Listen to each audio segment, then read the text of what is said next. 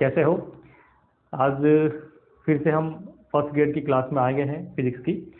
और आज का जो हमारा टॉपिक रहेगा एरर्स वाला ही रहेगा, क्योंकि पीछे वाला जो टॉपिक था वो क्या था, एरर था, उसको हमने कंप्लीट नहीं कर पाए थे पिछले वीडियो में। ठीक है, तो इस वीडियो में हम आगे चलेंगे। तो सबसे पहले एरर में हमने क्या पढ़ लिया था वो देख लेते हैं। एरर में जो हमने पढ़ा था वो पढ़ा था जो कंसेप्ट थे हमारे उसके।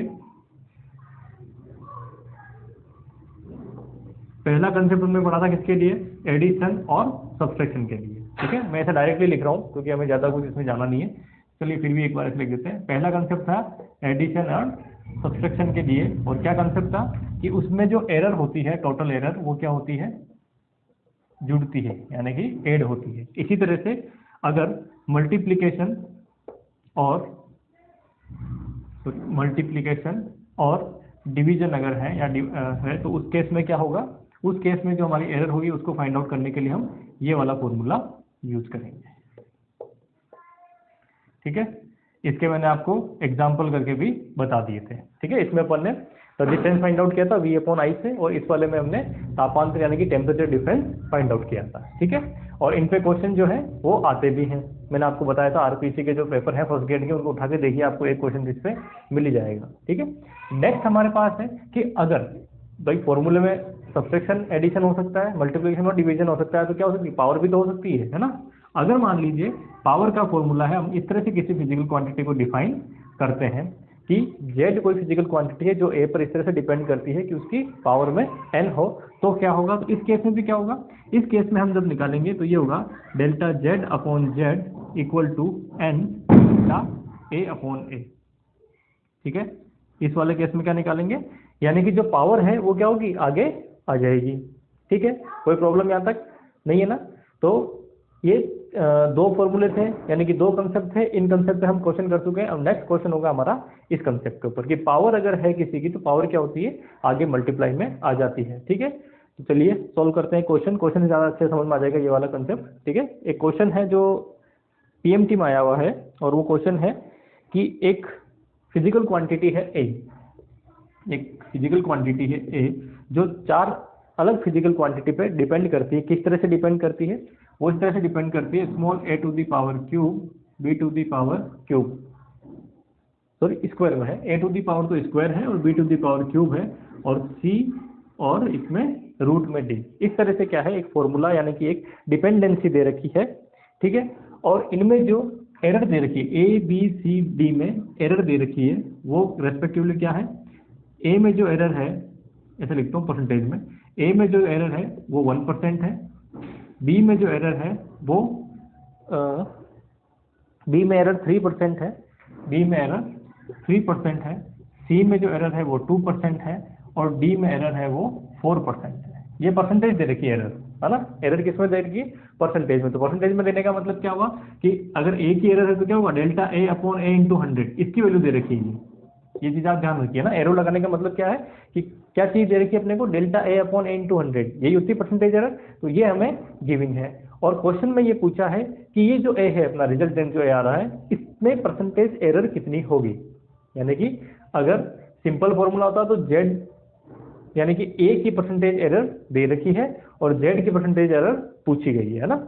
इसी तरह से इसमें a b c d पे डिपेंडेंसी है, तो a b c d की परसेंटेज एरर हमें दे रखी है, और a जो है इसकी परसेंटेज एरर हमें पूछी है। तो इसका मतलब जब इसको मैं कन्वर्ट करता हूं तो देखिए, सबसे पहले फॉर्मूला अगर मैं देखता हूं तो इसके अंदर पहले तो ये वाला फॉर्मूला यूज होगा। क्यों? क्योंकि ये इससे मल्टीप्लाई हो रहा है और ये इससे मल्टीप्लाई हो रहा है, प्लस ये आपस में डिवाइड हो रहा है। तो कंसेप्ट क्या है? जब भी मल्टीप्लिकेशन या डिवीजन होता है तो उस केस में हमें क्या करना है? उस केस में एरर होगी वो ऐड होगी, और किस तरह से एरर होगी? रिलेटिव एरर की पावर में एरर होगी। ठीक है ना? तो इस तरह से हम देखते हैं इसको। तो क्या होगा यहाँ पे कि डेल्टा a अपॉन a जो होगा वो क्या होगा यहाँ पे? वो हो जाएगा डेल्टा a अपॉन a। ठीक है, इसको छोड़ दीजिए एक बार, प्लस डेल्टा, या पास में लिख देता हूँ चलिए, plus delta b upon b plus delta c upon c plus delta d upon d। पहला तो ये हो गया। ये किस रीजन की वजह से है? ये देखिए, मल्टीप्लिकेशन और डिवीजन की वजह से ये वाला फॉर्मूला यूज हो गया। अब नेक्स्ट, क्योंकि a के साथ में क्या आ रहा है? पावर भी आ रही है, तो पावर क्या होती है हमेशा मल्टीप्लाई में हो जाती है। तो a की पावर में कितनी है 2, तो मल्टीप्लाई में क्या आ गया 2। b में मल्टीप्लाई में कितना है 3, तो 3 आ गया। c में कितना है पावर 1, तो 1 आ गया। d की पावर कितना है 1/2, तो ये कितना आ गया 1/2। यहाँ कोई दिक्कत है क्या? नहीं है। लेकिन अब गलती होने के चांसेस, जब अपना ये सॉल्यूशन करते हैं तब तो कोई प्रॉब्लम नहीं है, पर गलती होने के चांसेस कहाँ रहते हैं? गलती होने के चांसेस ये रहते हैं कि हम क्या करते हैं, सीधा पावर का फॉर्मूला लगाते हैं और इसको क्या करते हैं c की पावर -1 और d की पावर 1/2 माइनस में। ये गलती हो जाती है आपसे। तो स्टेप बाय स्टेप करना है, पहले मल्टीप्लिकेशन और डिवीजन वे जानना है, उसके बाद पावर वाला यूज करना है ना। तो मल्टीप्लिकेशन डिवीजन की वजह से क्या होता है, हमेशा ऐड होती है, ठीक है। तो हमने ऐड 1 था ना यार, ये 1, ठीक है। तो यह क्या है, पहले एडिशन करना है, उसके बाद इनकी पावर कितनी वो रखनी है, -c और -d, ये वाली चीज हमें गलती होने के चांसेस। और ये आपको ऑप्शन में सबसे पहले ए में देंगे।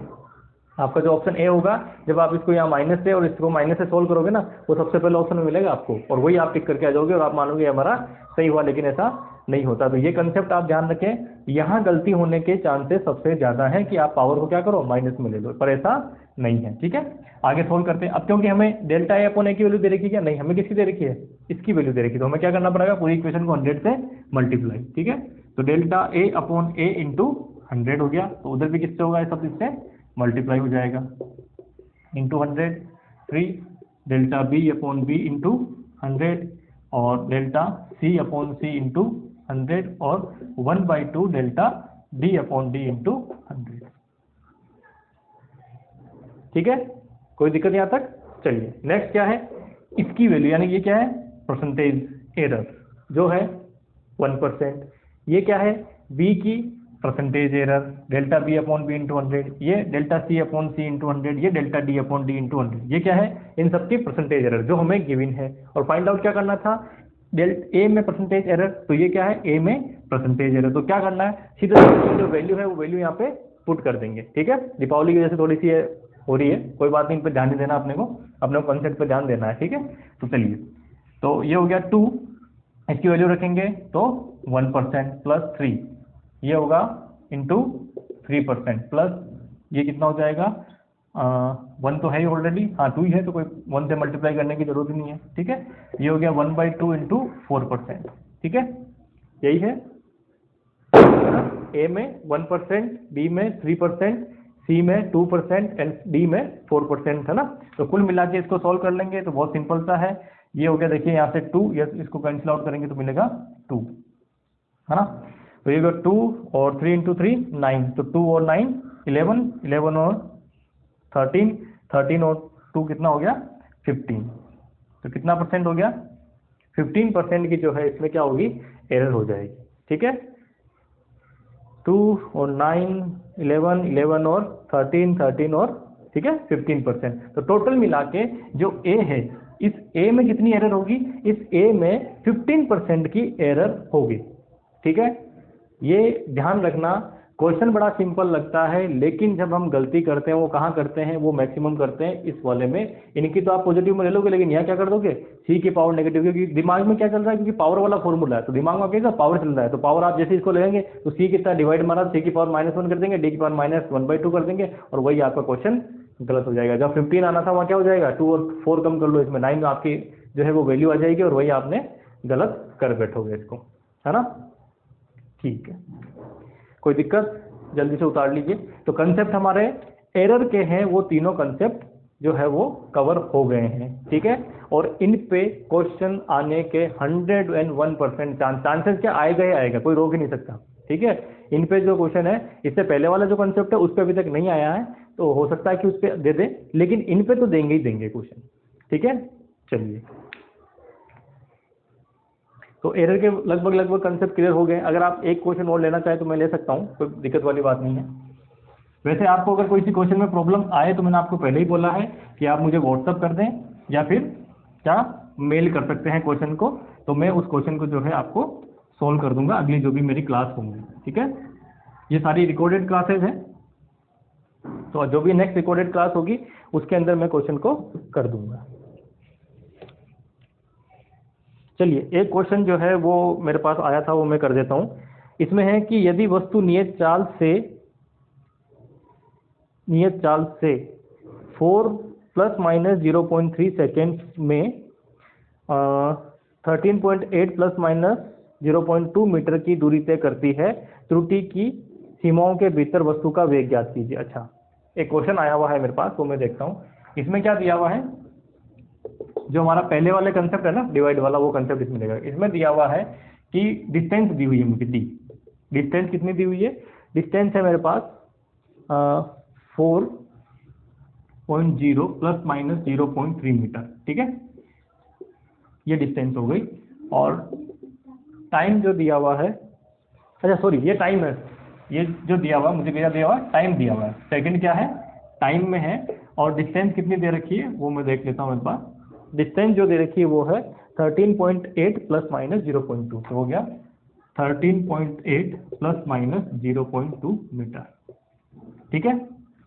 ये क्या हो गया, टाइम और डिस्टेंस मुझे दे रखी है। पूछा क्या है, वेलोसिटी, है ना। इसको पूरा लिख देता हूँ, क्या पूछा है, वेलोसिटी है, वो मुझे फाइंड आउट करनी है, ठीक है।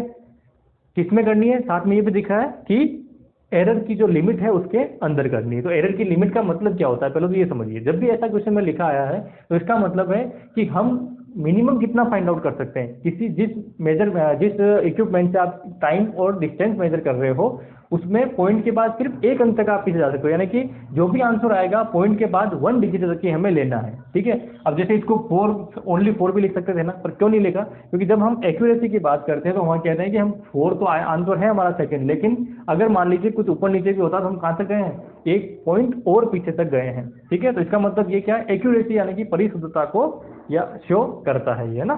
चलिए, तो हमें क्या करना है, जो भी आंसर आएगा पॉइंट के बाद एक अंक तक लेना है। वेलोसिटी निकालनी है, सिंपल सी फॉर्मूला है v इक्वल टू, वैसे तो बहुत सिंपल सा क्वेश्चन था, आ जाना चाहिए था, फिर भी कर देते हैं, कोई प्रॉब्लम नहीं है। v इक्वल टू क्या हो जाएगा, d upon T, distance upon या डिस्प्लेसमेंट अपॉन टाइम कर लेते हैं, इसको डिस्प्लेसमेंट मान लेते हैं। तो क्या हो जाएगा, 13.8 डिवाइडेड बाय 4.0, डिवाइड कर लीजिए कितना आएगा, ठीक है। 4 से डिवाइड करेंगे इसको तो ये हो गया 3, फिर बचेगा 1 और 8, तो पॉइंट ये हो जाएगा 4, ठीक है। उसके बाद में 2 बचेगा, तो एक सेकेंड, है ना, हाँ 20 हो गया ना, तो 5, ठीक है। ये हमारा क्या है, वैल्यू होगी। अब इसमें दिक्कत क्या है, क्या पॉइंट के बाद 2 अंक तक जा सकते हैं क्या, नहीं जा सकते ना। तो क्या करेंगे, इसको सोल्व करते टाइम हम कर देंगे 3.5, ठीक है, मीटर पर सेकेंड। कोई प्रॉब्लम यहाँ तक, क्योंकि देखिए जब भी पीछे का अंक, ये तो आपको पता है कि 5 या 5 से ज़्यादा तो क्या करते हैं, आगे वाला बढ़ा देते हैं, पीछे वाला हटा देते हैं, ठीक है। तो कुल मिला के हमारे पास आ गया 3.5 मीटर पर सेकेंड, जो है इसकी वैल्यू आ गई। नेक्स्ट, अब निकालना है डेल्टा वी। तो डेल्टा वी, क्योंकि फॉर्मूला कौन सा है, डिवाइड वाला, तो डिवाइड वाले में कैसे निकालते हैं, डेल्टा जेड इक्वल टू क्या था formula, delta z upon z equal to delta a upon a plus delta b upon b, ठीक है। उसका यूज करेंगे तो delta v upon v equal to delta d upon d plus delta t upon t, ठीक है। तो क्या हो जाएगा यहाँ से, डेल्टा डी कितना है, ये 0.2 डिवाइडेड बाय 13.8 प्लस 0.3, क्योंकि डेल्टा टी कितना है 0.3 अपॉन, ठीक है। और v कितना हमारे पास, वो मैं रख देता हूँ यहाँ पे। तो delta v equal to, v आ गया 3.5, ठीक है। 0.2 तो 2 अपॉन ये कर सकते हैं, प्लस 3 अपॉन 4 कर सकते हैं, ठीक है। कोई दिक्कत नहीं है। अब इस क्वेश्चन को जो है हमें,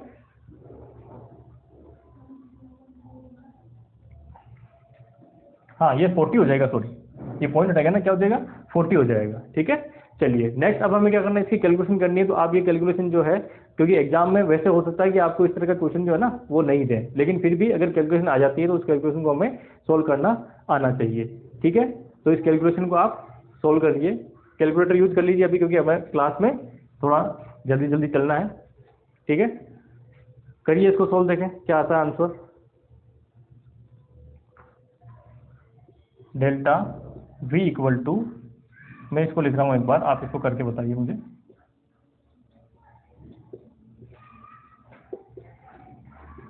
ये आंसर कितना आता है देखें, 2 मिनट का टाइम है, जल्दी से बता करिए। ऑफलाइन वाले स्टूडेंट करिए फटाफट।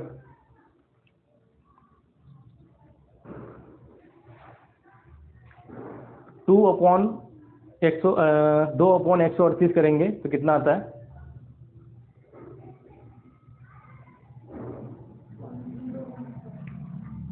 यह आएगा 0.014, ठीक है, प्लस ये अगला कितना आएगा? 3/40 करो, देखिए कितना आता है? 0.075, ठीक है। चलिए अब एक चीज़ ध्यान देना यहाँ पे, ये आपने आंसर तो निकाल दिया, लेकिन दिक्कत क्या है? दिक्कत हमारे पास ये है कि हम पॉइंट के बाद कहाँ तक जा रहे हैं? सिर्फ एक डिजिट तक ही हमें जाना है, ठीक है। तो एक डिजिट तक जाना है तो सबसे पहले क्या करो? अच्छा, इसको जोड़ के पहले आप ऐसा करो, इस कैलकुलेशन, तो कुल मिला के आंसर जो आएगा कितना आ रहा है? ये वाला, अच्छा, जोड़ने पे जो आ रहा है 0.089, ठीक है, इंटू 3.5, ठीक है। अब इसको सोल्व कर लेते हैं, कितना आता है आंसर?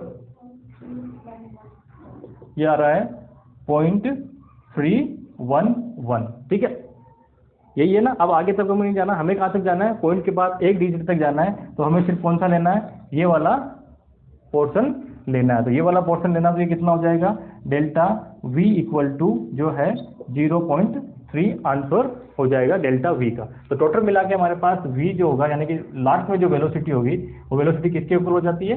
वो हो जाएगी V कितना है? 3.5 प्लस माइनस 0.3 मीटर पर सेकेंड, ये हमारा आंसर होगा, ठीक है। कोई दिक्कत यहाँ तक?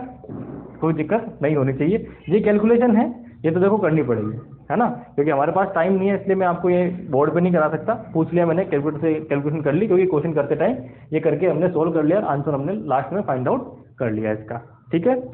आ गया? बस इसमें कैलकुलेशन नहीं थी और कुछ नहीं था, सिंपल सा फॉर्मूला है। देखो जितने भी आपको क्वेश्चन ऐसे दिए जाएंगे वो फॉर्मूला आपको पहले से पता होंगे, ठीक है। चलिए, और कोई अगर ऐसा कोई चोरी हो, आपको कभी बात नहीं होती हो, तो अब ये जो ऑफलाइन में जिस स्टूडेंट ने किया था उसके दिक्कत क्या आ गई थी? दिक्कत ये आ गई थी कि वहाँ पे लिखा था त्रुटि की उसमें करिए, तो वो यहाँ छोड़ दिया। फिर जब इसमें कर रहे हैं तो ये आंसर क्या आ रहा है? ये आ रहा है, जबकि ये ऑप्शन में होता भी है। आप ये ध्यान दीजिए, ये ऑप्शन में आपके होगा, तो इसका मतलब है आपको ये आंसर सही नहीं करना है। सही कौन सा करना है? अगर क्वेश्चन में लिखा है कि लिखा हो या नहीं लिखा हो, उससे मतलब नहीं है। हम क्या है, इक्विपमेंट हमारा ऐसा है जिसकी सहायता से पॉइंट के पास सिर्फ एक अंक तक जा सकते हैं। तो इसका मतलब क्या है? आंसर भी क्या होगा? पॉइंट के बाद एक अंक तक या एक डिजिट तक ही हमें लेना होगा, ठीक है। चलिए मिटा रहा हूं मैं इसको।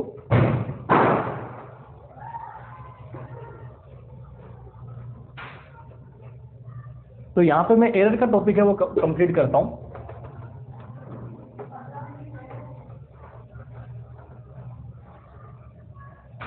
एरर का टॉपिक कंप्लीट होता है यहाँ पे, और मैं दूसरा जो है नया टॉपिक लेता हूँ, वो लेता हूँ मेजरिंग इंस्ट्रूमेंट का, है ना।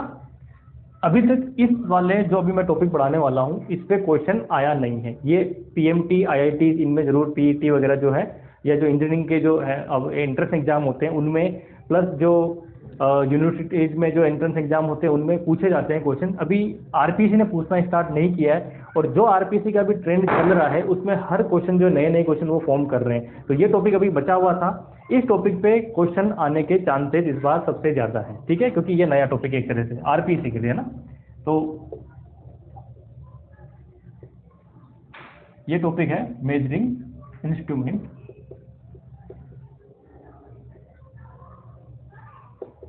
ठीक है, मेजरिंग इंस्ट्रूमेंट, यानी कि हिंदी में कहेंगे तो हो जाएगा मापन यंत्र, मापन यंत्र, ठीक है। तो मापन यंत्र में मैक्सिमम जो है 2 यंत्र हम यूज लेते हैं मेजरिंग इंस्ट्रूमेंट। पहला होगा वर्नियर कैलिपर और दूसरा होगा स्क्रू गेज, ठीक है। इन्हीं पे क्वेश्चन बनता है ना, स्पेरोमीटर वगैरह उन पे नहीं बनता है, सिर्फ इन पे बनता है। वर्नियर कैलिपर और स्क्रू गेज पे जो है वो क्वेश्चन बन सकता है ना। तो पहला कंसेप्ट किसके लिए है? पहला कंसेप्ट है वर्नियर कैलिपर के, यानी कि हम जो पहला टॉपिक लेंगे वो लेंगे वर्नियर, अच्छा वर्नियर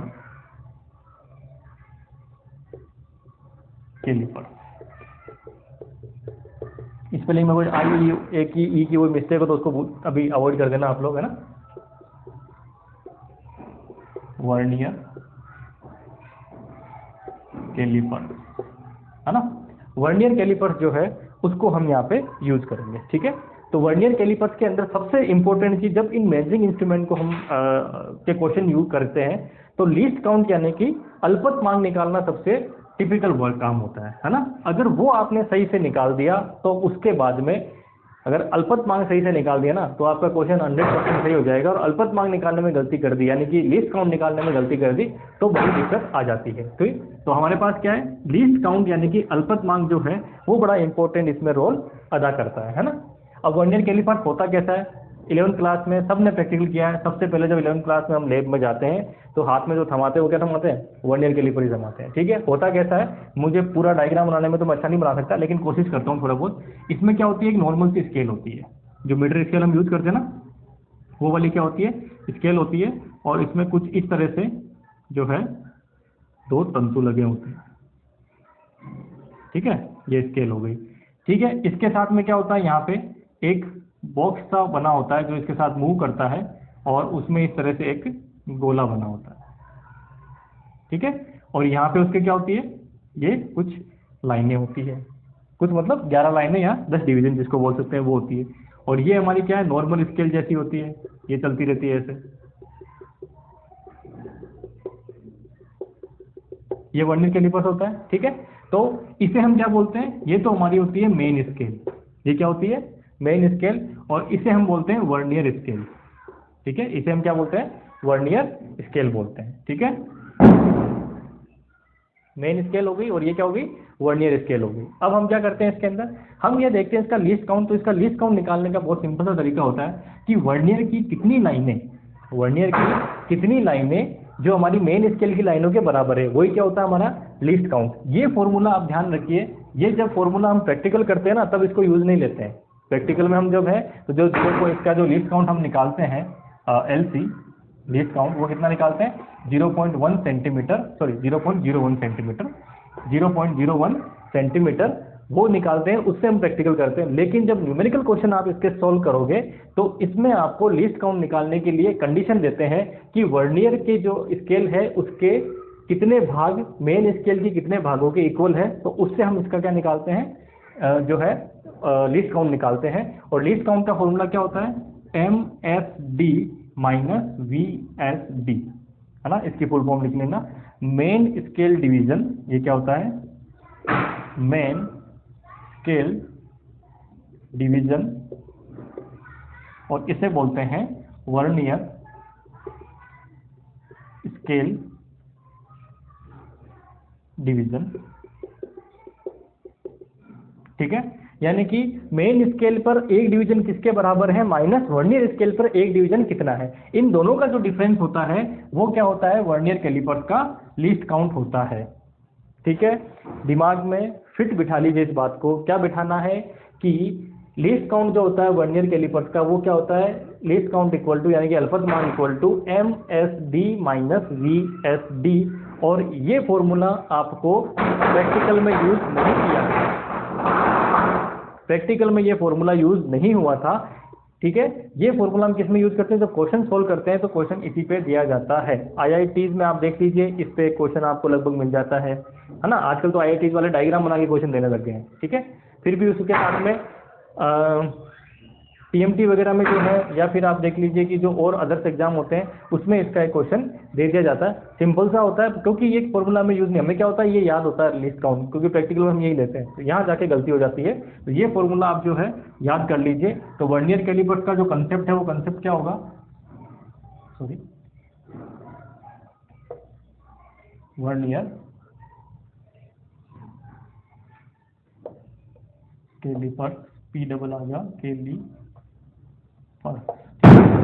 वर्नियर कैलिपर्स है। तो वर्नियर कैलिपर्स के लिए लीस्ट काउंट जो होगा वो लीस्ट काउंट क्या होगा, वो होगा MSD माइनस VSD, है ना। M का मतलब है main scale division minus vernier scale division. ठीक है, ये फॉर्मूला आपको पता होना चाहिए।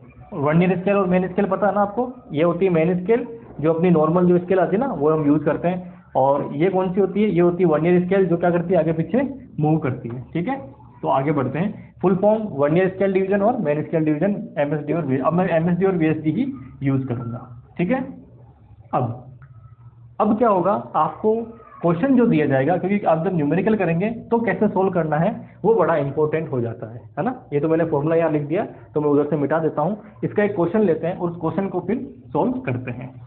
ठीक है, चलिए, पूछा क्या जाता है लीस्ट काउंट कितना होगा इसका, ठीक है, या फिर फाइनल रीडिंग कितनी होगी, ठीक है। अच्छा, अगर आपने लीस्ट काउंट निकालनी है तो फाइनल रीडिंग क्या होती है किसी भी ऑब्जर्वेशन की, तो इसमें क्या है, दो स्केल है ना, मेन स्केल हो गई और वर्नियर स्केल हो गई। तो वर्नियर स्केल की रीडिंग क्या होती है कि वर्नियर पे कौन सा भाग ऊपर से एग्जैक्टली मिल रहा है, देख लेते हैं अपन। टोटल रीडिंग जो होती है वो भी कई बार पूछ लेते हैं।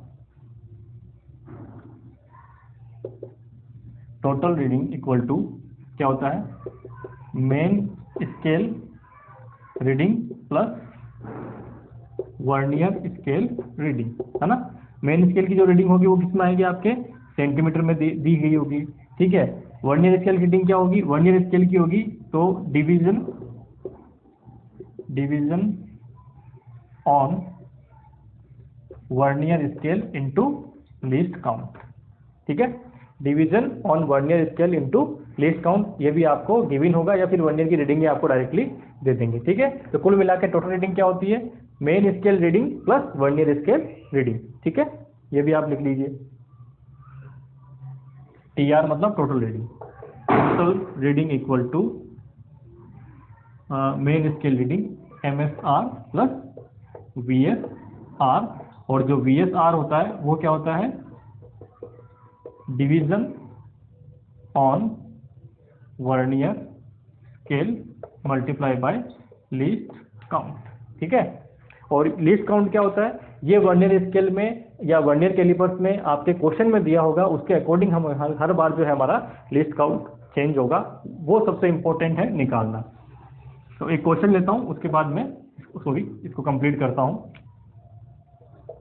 Least count equal to MS minus VS, ठीक है। एक क्वेश्चन लेते हैं, 2 मिनट का क्वेश्चन है, उसके बाद इसको मैं सोल्व कर देता हूं। तो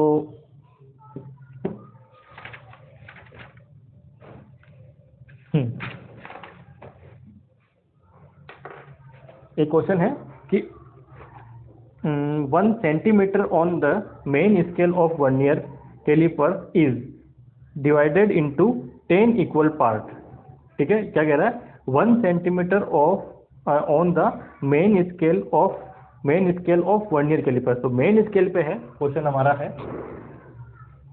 जो मेन स्केल है, मेन स्केल का जो है एक डिवीजन है ना, 10 इक्वल पार्ट में क्या हो रहा है, डिवाइड हो रहा है, ठीक है। तो 1 सेंटीमीटर जो है वो कितने में डिवाइड हो रहा है, 10 में डिवाइड हो रहा है, ठीक है। तो ये कितना आ गया, 0.1 सेंटीमीटर आ गया, ठीक है। यानी कि 0.1 सेंटीमीटर आ गया। इसका मतलब क्या है कि मेन स्केल का जो एक डिवीजन है वो कितने के बराबर है, 0.1 के बराबर, 0.1 सेंटीमीटर के बराबर है, ठीक है। यहाँ तक कोई दिक्कत, जो नॉर्मल स्केल होती है वही है, 1 सेंटीमीटर में कितने होते हैं, 10 डिवीजन होते हैं ना, तो वो ये वाली चीज आ गई। दूसरा अब ये क्या कह रहा है इसके साथ साथ, if 20 division of vernier scale coincide with 18 small division of A main scale, है ना। क्या कह रहा है कि 20 डिवीजन ऑफ वर्नियर स्केल, तो इसका मतलब 20 VSD, ठीक है, 20 VSD इक्वल किसके हैं, 18 MSD के। वापिस सुन लीजिए, क्वेश्चन को ढंग से पढ़ना है इसके अंदर, है ना। क्या है, if 20 division of vernier scale, तो वर्नियर स्केल के डिवीजन को क्या बोलते हैं, वर्नियर स्केल डिवीजन। तो 20 किसके हैं, वर्नियर स्केल के हैं। उसके बाद कोइंसाइड विद, यानी कि इक्वल है या कोइंसाइड कर रहे हैं किसके साथ, 18 small division of A main scale, main scale के 18 के साथ। तो इसका मतलब क्या हुआ, इसके 20 का जितना लेंथ होगी उसके 18 की लेंथ होगी, ठीक है। What will be the least count of calliper. तो अब इसका लीस्ट काउंट है वो हमें फाइंड आउट करना है।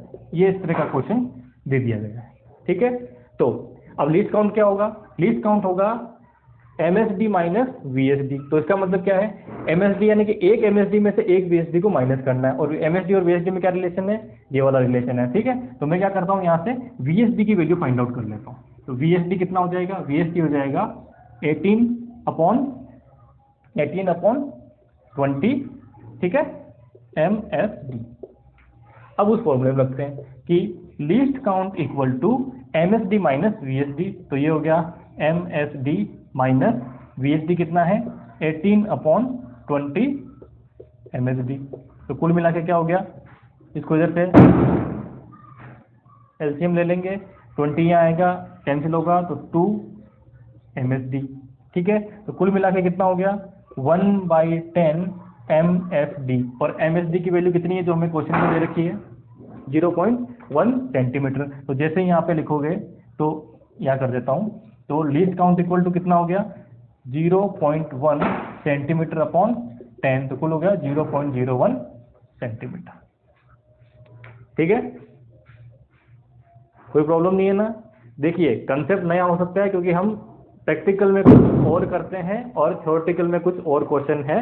ठीक है, प्रैक्टिकल में हम इस लीस्ट काउंट वाले फॉर्मूले का यूज नहीं करते हैं, वहाँ क्या करते हैं वहाँ कहते हैं मेन स्केल पे minimum division divided by vernier scale पर कितने डिवीजन है ना, सॉरी या कैसे कह सकते हैं कि main scale minimum of main scale divided by division upon vernier scale, यानी कि मुख्य पैमाने का न्यूनतम मान बटा वर्नियर पैमाने पर भागों की संख्या। ठीक है, वो चीज हम क्या करते हैं वहां पे यूज करते हैं, उससे भी आंसर क्या निकलता है ये वाला निकलता है। लेकिन जब आपको एग्जाम में जब पूछा जाएगा तो एग्जाम में किस तरह से दिया जाएगा, तो कुछ इस तरह से देंगे कि जो MSD है वो क्या है 1 सेंटीमीटर का 10वां भाग है, तो ये हमारे पास क्वेश्चन में आ गया।